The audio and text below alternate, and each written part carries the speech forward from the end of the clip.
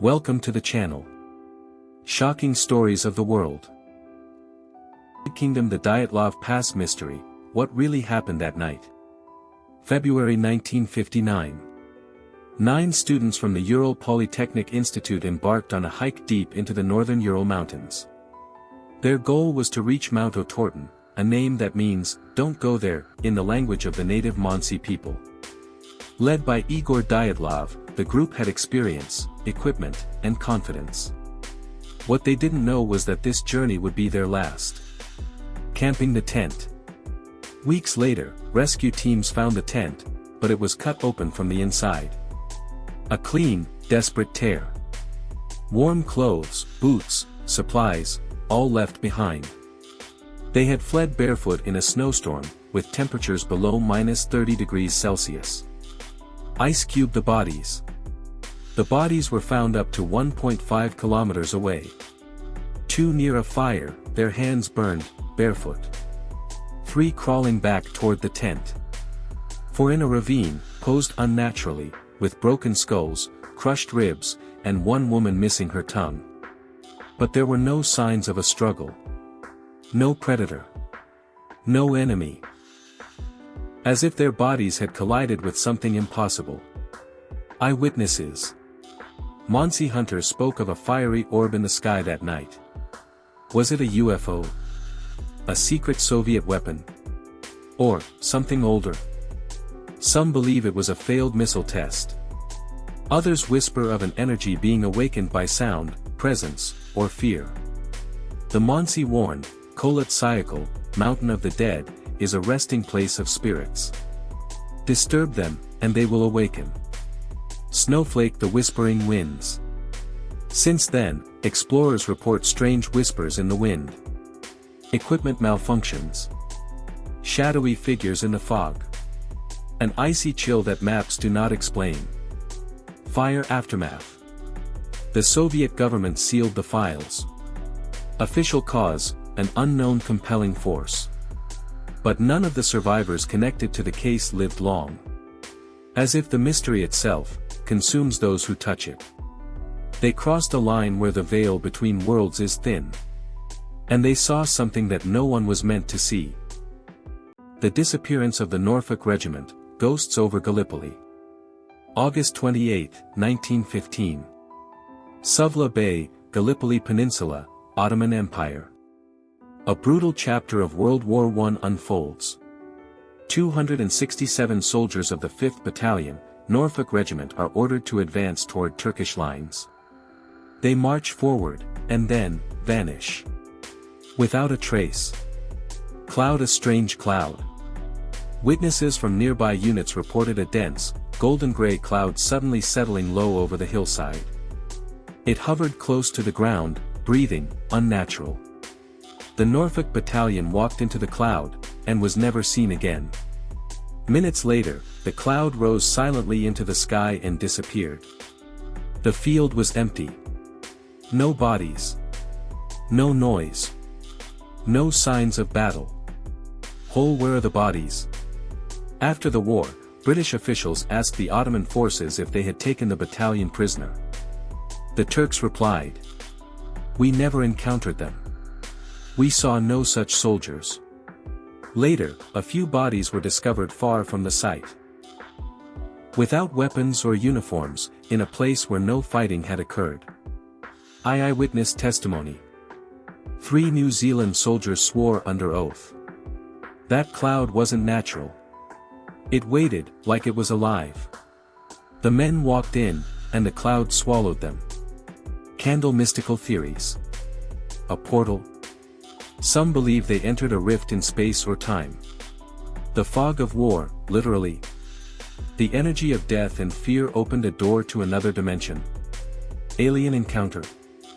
What if the cloud was a camouflaged craft? Scroll, the silence remains. No official explanation has ever been given. 267 men, trained soldiers, disappeared in daylight, without gunfire, struggle, or trace. The incident was quietly buried, and documents went missing. Only a single, chilling line remains in the records. 267 men, vanished without a trace. The Curse of the Pharaohs, the tomb that should have stayed sealed. 1922, Valley of the Kings, Egypt. After years of fruitless searching, archaeologist Howard Carter uncovers the near-intact tomb of the boy king Tutankhamun. It is hailed as the greatest discovery in archaeological history. But the celebration doesn't last. Coffin: the first omen. Before the sarcophagus is even opened, Carter's pet canary is devoured by a cobra, a sacred symbol of the pharaohs. Local workers whisper. The serpent is the guardian. This is a warning. Skull and crossbones, the deaths begin. Soon after, Lord Carnarvon, the expedition's financier, dies in agony, a mosquito bite turns septic. At the exact moment of his death, the lights in Cairo go out, and his dog in London lets out a howl and dies. Over the next few years, more than 20 people connected to the tomb die under mysterious circumstances. One poisoned. One shot himself, leaving a note, "I hear them whispering at night." Another jumped from a window after weeks of nightmares. Scroll: a hidden inscription. On one wall of the tomb was an unofficial inscription, translated as, "Death shall come on swift wings to those who disturb the king's rest." Some dismiss it as a hoax. Others claim it was an energy seal left by ancient priests, a final warning. The curse lives on. Museum staff report strange occurrences around the artifacts. Objects move by themselves. Shadows caught on security footage. Visitors fall ill or claim to have nightmares of a golden mask staring into their soul. Howard Carter was one of the few who lived, but his final years were marked by unexplainable pain, visions of fire and tunnels, and a silence he never broke about what he truly found in the deepest chamber. He disturbed eternity. And eternity always collects its price. The Ghost of Rainham Hall, a haunting caught on film. Norfolk, England.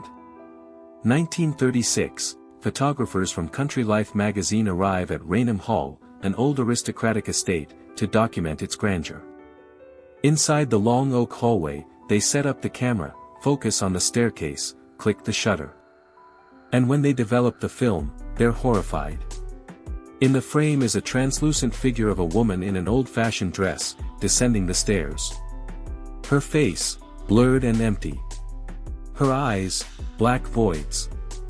This photo would become one of the most famous ghost images of the 20th century. Ghost: who was she? She was called the Brown Lady of Rainham Hall, though many say her gown appears ghostly white. It is believed she is Lady Dorothy Townsend, wife of the second Viscount Townsend, who was allegedly imprisoned in the estate for adultery in the 1700s.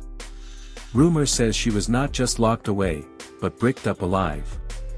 Her spirit now roams the mansion, especially the grand staircase. Where she died or was murdered. Candle eyewitness accounts. In 1835, a houseguest fled in terror after claiming a woman stood at the foot of his bed, staring. In 1926, a servant quit after seeing a figure glide through a solid door and vanish. Staff often hear footsteps, whispers, and keys rattling in deserted halls. Even today, clocks in the house are said to stop at 2:12 a.m., the moment she died. Camera: real photograph. The 1936 image has never been debunked. It underwent analysis during the 20th century and showed no signs of tampering. A professor from Lancaster University who studied the image in the 70s stated, "If this is fake, it's too sophisticated for its time. Otherwise, it is exactly what it looks like." Fire: a curse? Within 3 years of publishing the image, both photographers died, one from an accident, the other from a mysterious illness. One of them, on his deathbed, whispered, "She came to me in dreams." But they weren't dreams. They were memories I should never have had.